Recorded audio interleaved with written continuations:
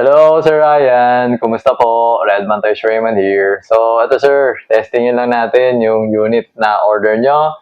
The Umarex Glock 45 Gen 5 Airsoft Gas Blowback Pistol. Okay. So, ito yung magazine, sir. Tingnan ko na ng BB taka gas. Okay. So, ito pala yung box. Okay. So, hindi na unboxing, no? Anyway. Okay. Tapos ito yung Allen wrench para doon sa hop-up. So, dito siya, sa harap. Okay? So, yan. Alright. So, FPS test lang natin. Oops, blowback, tapos accuracy test. Okay? So, I have here the chronograph. Okay? Turning on. Okay, yan. 0, 0. Alright. Always remember to keep your trigger finger out. Make sure that the muzzle is always pointed at a safe direction. Okay?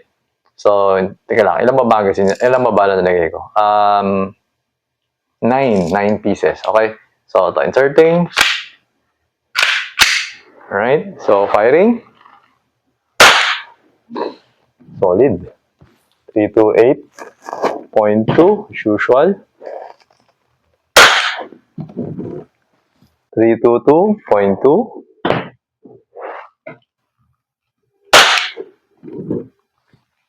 306. Ang solid ng blowback na. Snappy talaga. 300.9. Alright? So, ngayon, accuracy test tayo. So, hindi ko pa na-adjust, no? Hindi ko alam kung yung hop-up yata na to, parang nakasagad yata to eh. So, may posibilidad na yung BB, pataas ah. Pero, yung distance kasi natin doon sa target box is 2.3 meters lang, no? So, sa tingin ko naman enough naman yata na yung power niya diretso lang. So, I don't know. Pero feeling ko, natamaan ko naman to eh. Okay? So, ito.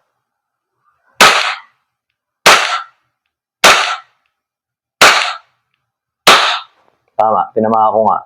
So, our target box is actually 2.3 meters away.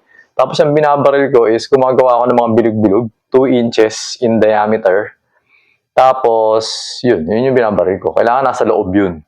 Kumbaga, those 2 inches diameter, ini-emulate niya parang kunwari steel plates daw. Parang plate.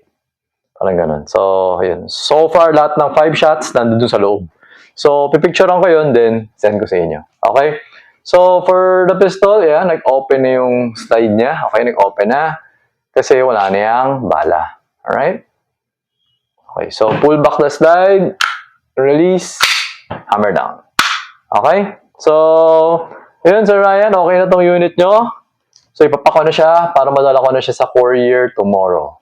Okay? So, ayun sir, thank you for your order. Until next transaction po, always remember to stay safe, stay great, be good, and be thankful always. God bless po sir. Bye-bye.